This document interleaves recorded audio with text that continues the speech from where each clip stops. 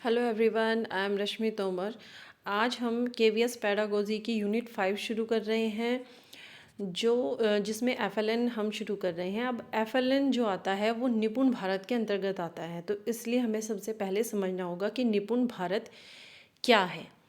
निपुण भारत जो है वो भारत सरकार के द्वारा चलाया गया एक मिशन है, जो शिक्षा के क्षेत्र में विकास करने के लिए चलाया गया है।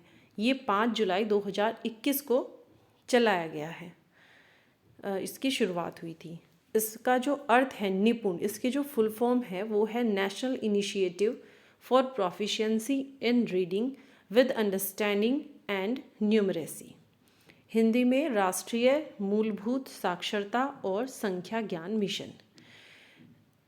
अब इसका लक्ष्य क्या है, क्यों ये चलाया गया, ठीक है। 3 से 9 वर्ष तक के जो बच्चे हैं, जो बाल वाटिका में पढ़ते हैं और कक्षा 1, 2, 3 में पढ़ते हैं, यानी कि बाल वाटिका से और कक्षा 3 तक के जो बच्चे हैं उनको मूलभूत साक्षरता और संख्या ज्ञान हो जाए 2026-27 तक, ठीक है। अब ये 5 स्तरों पर संचालित की जाती है, राष्ट्रीय स्तर पर, राज्य स्तर पर, जिला, ब्लॉक और विद्यालय। बेसिकली काम हमारा होना है विद्यालय में, ठीक है। अब हम देखते हैं, इसमें ना कुछ लक्ष्य दिए गए हैं। निपुण भारत लक्ष्य जिन्हें हम बोलते हैं, भाषा के अलग हैं और गणित के अलग हैं। भाषा में जो बाल वाटिका का बच्चा है, इस लक्ष्य में ये समझा जाता है कि बाल वाटिका का जो बच्चा है 3, 4, 5 वर्ष तक का, 5-6 वर्ष तक का, वो क्या क्या उसको आ जाना चाहिए। उसे अक्षर की पहचान आ जानी चाहिए, जो ध्वनियाँ हैं उसकी पहचान मतलब वो कर ले, और उनको मिलाकर 2 अक्षर के जो शब्द हैं, जो सरल शब्द हैं, उनको वो पढ़ ले। यानी कि अगर हम कहीं पर रैंडमली कोई अक्षर लिख देते हैं, जैसे कि हमने कोई अक्षर लिख दिया ग, च, छ, तो उनको वो पढ़ ले, पहचान ले और पढ़ ले, और उसके बाद जो उनको मिलाकर अक्षर बनते हैं, जैसे क, ल, कल, च, ल, चल, उनको वो पढ़ ले। तो बाल वाटिका में बच्चों को भाषा में इतना आ जाना चाहिए। गणित की बात हम करते हैं तो 10 अंकों की पहचान, 10 तक के अंकों की पहचान उसको हो जानी चाहिए। किसी भी घटनाओं को क्रम में लगाना और संख्या, जैसे कि अगर हम उसको कोई कहानी ही सुना देते हैं तो वो क्रम में लगा सके कि पहले ये हुआ था, उसके बाद ये हुआ था, उसके बाद ये हुआ था, ठीक है। आकृतियों को व्यवस्थित कर सके, जिसे हम सीरिएशन बोलते हैं, कि छोटा बड़ा उससे बड़ा, अगर हमने उसे कई आकृतियाँ दे दी हैं तो वो उसको लगा सके। जैसे कि हमने पेंसिल दे दी हैं छोटी बड़ी, तो वो उसको एक व्यवस्थित क्रम में लगा सके। अगर हम कहें कि बड़े से छोटे जो है उस तरफ लगाओ, और या फिर छोटे से बड़े लगाओ, तो वो उसको लगा सके। अब आते हैं कक्षा 1 पर। हिंदी का जो लक्ष्य है, अर्थ के साथ पढ़ लेते हैं, और कितना पढ़ना है, 4 से 5 जो सरल शब्दों के वाक्य हैं, जैसे कि राम खाना खाता है। इस तरह के जो सरल शब्दों के 4-5 शब्दों का जो वाक्य बनता है, और अज्ञात पाठ से लिया गया है। ये नहीं कि जो कई बार बच्चे रट लेते हैं, अगर हम बार बार कोई चीज़ रिपीट करते हैं उसको रट लेते हैं, तो रटना नहीं है। रैंडमली आप कहीं से भी अपने दिमाग से कोई भी सरल शब्दों का वाक्य बनाइए। अगर वो उसको पढ़ लेता है तो कक्षा 1 का बच्चा कहा जाएगा कि उसने भाषा का जो लक्ष्य है वो प्राप्त कर लिया है, निपुण लक्ष्य। अब हम देखते हैं गणित का क्या है। 99 तक की संख्याओं को पढ़ ले, लिख ले। रैंडमली अगर हमने बोला 58, या हमने बोला 62, 63, हिंदी इंग्लिश में जिस भी भाषा में आप पढ़ा रहे हैं वो लिख ले, ठीक है। सरल जोड़ कर ले, जैसे कि 6 और 5 को जोड़ ले, घटाव कर ले, 10 में से 2 जाके माइनस कितने बचे वो कर ले। कक्षा 2 में अर्थ के साथ पढ़ ले। बार बार देखिए, अर्थ के साथ बात कही गई है, यही इसका निचोड़ है, मैं आपको बताऊंगी आगे। और कक्षा 2 का जो बच्चा है वो 45 से 60 शब्द प्रति मिनट प्रवाह से पढ़ ले। ये होता है कक्षा 2 का निपुण लक्ष्य उसका भाषा का। अब गणित का क्या है, 999 तक की संख्याएं पढ़ ले, लिख ले। अगर हमने रैंडमली उसको बोल दिया कि 152 लिखिए तो वो लिख ले। 99 तक की संख्याओं का घटाव कर ले। देखिए, घटाव कर ले तो इसका मतलब वो जोड़ आ ही जाए, मतलब जोड़ भी उसको होना चाहिए कि हमने 28 + 56 कितने होते हैं, सॉरी, हाँ मतलब 99 तक जोड़ आना चाहिए, 99 तक ही घटाव जो है वो होना चाहिए उसका। कक्षा तीन अर्थ के साथ पढ़ ले और कितने शब्द, 60 शब्द प्रति मिनट के प्रवाह से पढ़ ले। गणित में 999 तक की संख्याएं पढ़ ले, सॉरी 9999 तक की संख्याएं पढ़ ले और उनको लिख ले और सरल गुणा, जैसे कि 6 गुना 3, इस तरह के वो शब्द जो है सवाल सरल गुणा के कर ले। तो ये उम्मीद की जाती है कि भाषा और गणित के ये जो लक्ष्य हैं कक्षा के हिसाब से बच्चे को आ ही जाने चाहिए। ये उम्मीद करी जा रही है कि ये हो जाना चाहिए। अब इसी के अंतर्गत जब हमने निपुण भारत मिशन जो शुरू हुआ था उसी में एक उसका एक तरह से सब मिशन कह लीजिए, वो था क्या, FLN क्या है, ये भी एक राष्ट्रीय मिशन है, राष्ट्रीय स्तर पर चल रहा है। जो नई शिक्षा नीति 2020 की आई थी उसमें जब निपुण भारत लक्ष्य चलाया गया था उसके अंदर ये FLN था। इसकी फुल फॉर्म है फाउंडेशनल लिटरेसी एंड न्यूमरेसी, मूलभूत साक्षरता और संख्यात्मकता। ये जो शब्द आया है मूलभूत साक्षरता और संख्यात्मकता, इसे ही हमें समझना है। इसका उद्देश्य भी वही है कि 3 से 9 वर्ष तक के जो बच्चे हैं उनका समग्र विकास हो सके 26-27 तक, और वो जो मूलभूत साक्षरता और संख्यात्मकता है उसको समझ ले। मूलभूत साक्षरता है क्या? ये वो योग्यता होती है जिसके माध्यम से बच्चा पढ़ने, लिखने, बोलने और व्याख्या करने में सक्षम हो सके। अब पढ़ना एक तो ये होता है कि मैंने पढ़ लिया लेकिन मुझे समझ नहीं आ रहा है कि वो मैंने पढ़ा क्या है, या मैंने लिख लिया मुझे नहीं पता चला कि मैंने क्या लिख लिया। तो इसमें जोर दिया गया है अर्थ समझकर ही पढ़ना, अर्थ समझकर ही लिखना और अर्थ समझकर ही बोलना, अर्थ समझकर ही सुनना। चारों ही जो हमारी टर्म्स हैं वो अर्थ समझ में आए, जब तक अर्थ समझ ना आए जब तक वो एक तरह से बेकार है। हम सुन रहे हैं लेकिन हमें समझ नहीं आ रहा है कि बोल क्या रहा है, तो सुनना बेकार है। हम बोल रहे हैं लेकिन हमें पता नहीं है कि हम बोल क्या रहे हैं, ठीक है। हम लिख रहे हैं, जैसे कि किसी और भाषा का अगर मैं गाना सिर्फ मैंने सुन लिया और रट लिया लेकिन मुझे पता ही नहीं है कि इसका क्या अर्थ है और मैं उसको गा रही हूँ, तो उस तरह का नहीं होना चाहिए। सुनना, कई बार हम देखते हैं हम दूसरी भाषा का गाना सुन रहे हैं, हमें अच्छा लग रहा है लेकिन हमें पता नहीं है कि वो बोल क्या रहे हैं, हम समझ ही नहीं पा रहे हैं। तो ऐसा नहीं होना चाहिए। बच्चा जो है जो बोले, सुने, लिखे, पढ़े उसे समझ के साथ करे।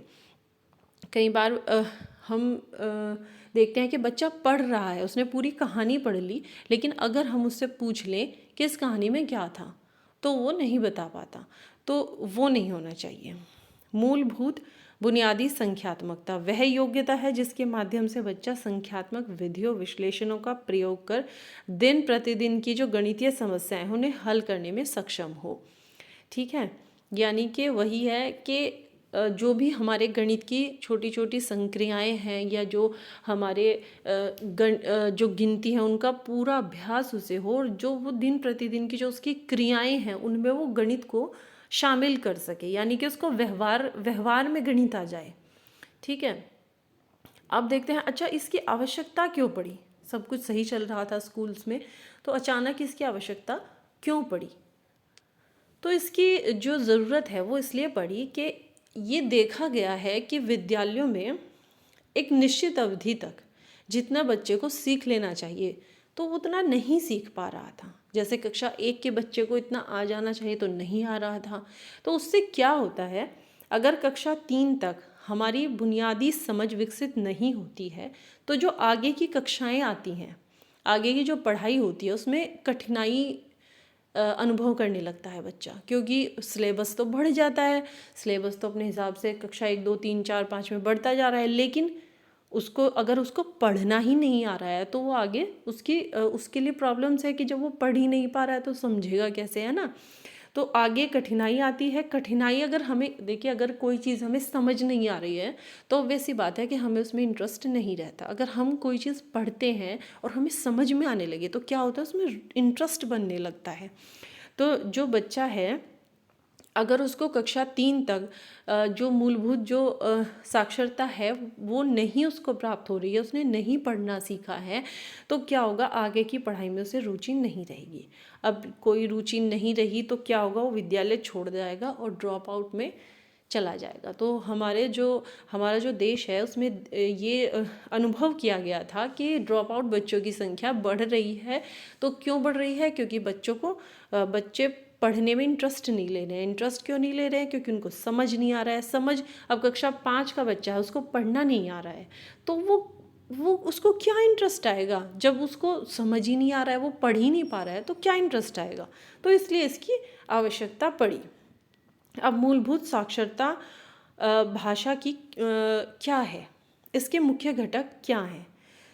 इसके मुख्य घटक है मौखिक भाषा का विकास। तो देखिए, पढ़ने बोलने लिखने से पहले, पढ़ने लिखने से पहले उसे क्या जाना चाहिए? उसे मौखिक भाषा, यानी कि जो घर का माहौल है उसमें जो उसकी गृह भाषा है उसका कम से कम विकास हो जाना चाहिए, कि वो अपने घर में ही बच्चा जो कुछ बोलना चाह रहा है वो बोल सके, जो वो चाहता है वो ही बोले।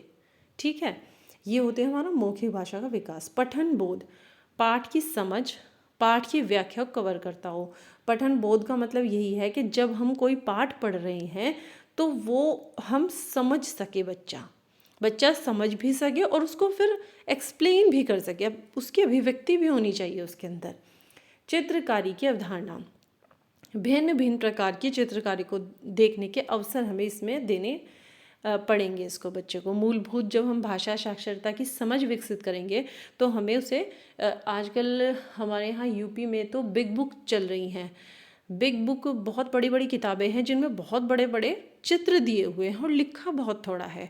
तो वो जो बिग बुक है वो इसी कॉन्सेप्ट पर है कि बच्चे जो होते हैं वो चित्र से, पिक्चर्स से अट्रैक्ट होते हैं, उनको इंटरेस्ट आता है। तो इसीलिए हम बच्चों को अलग अलग पोस्टर दिखाएं या फिर बड़ी बड़ी जैसे बिग बुक है उनका यूज़ करें, तो बच्चे को इंटरेस्ट आता है पढ़ने में।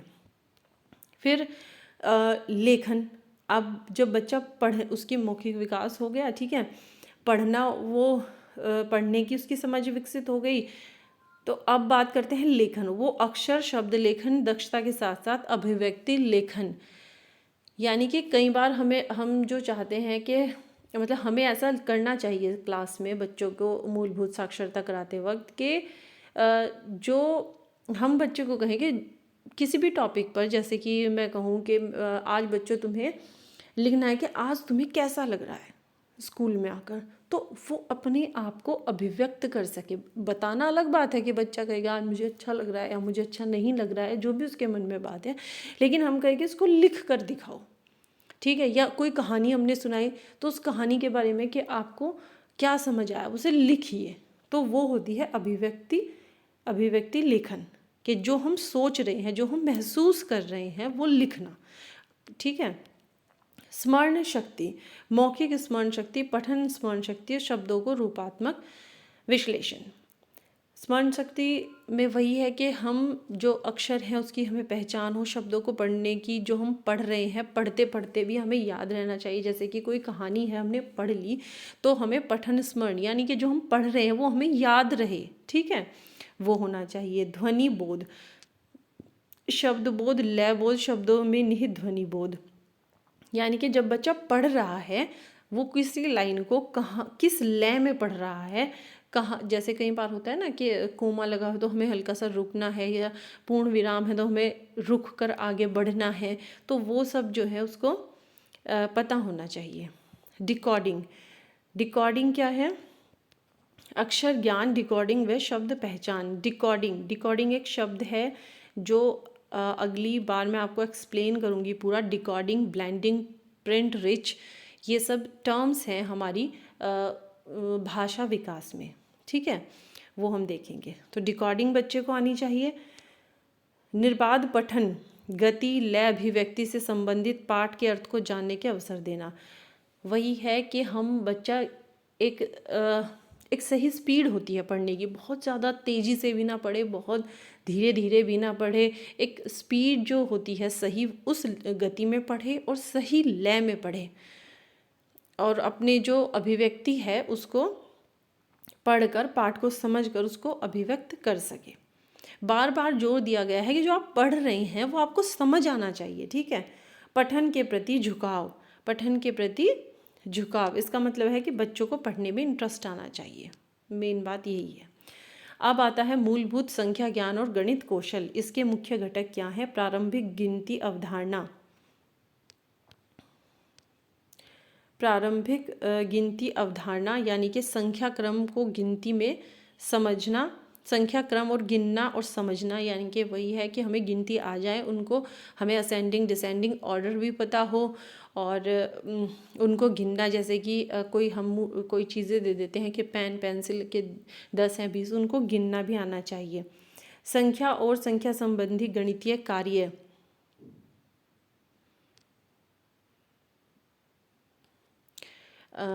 ये इसमें थोड़ा सा यहाँ से है, ये सॉरी यहाँ से हमें देखना है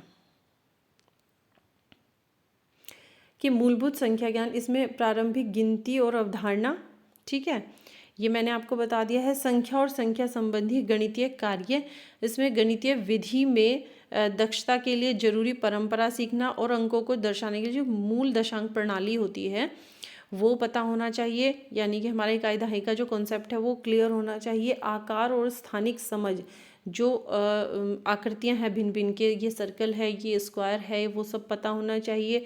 स्थानीय मान की समझ होनी चाहिए। मापन में 3 अंकों का जोड़ घटा गुणा भाग हमें पता होना चाहिए, बच्चे को पता होना चाहिए, ठीक है। डाटा का रख रखाव, पैटर्न की समझ, पैटर्न क्या होता है, जैसे कि हमने बच्चे को, अगर हमें 2 के बाद 4 लिखा है तो उसे पता होना चाहिए कि 4 के बाद 6 आएगा, 6 के बाद 8 आएगा, या हमने 5 नंबर्स स्किप कर दिए हैं, तो वो एक जो पैटर्न बनता है वो उसको पता होना चाहिए। नंबर पैटर्न हो गया, या फिर हम शेप्स में दे दें कि पहले स्क्वायर है, फिर सर्कल है, फिर ट्रायंगल है, तो इसी तरह आगे उसे कंटिन्यू करना। गणितीय संप्रेषण, दैनिक जीवन में जो साधारण जानकारी है वो इकट्ठा करना, उसको आना चाहिए, और उसकी व्याख्या करना, उसको प्रस्तुत करना, वो सब कुछ उसको होना चाहिए। तो देखिए, ये थी एक निपुण भारत मिशन के बारे में थोड़ी सी जानकारी, जितनी हमें ज़रूरी हो एग्ज़ाम के पर्पज़ से, जितना हमें पता होना चाहिए उतना है FLN के बारे में। तो अब हम FLN के अंतर्गत पढ़ना सीखना क्या होता है, ठीक है, यानी कि इरैक मॉडल हमारा क्या है वो अगली वीडियो में देखेंगे।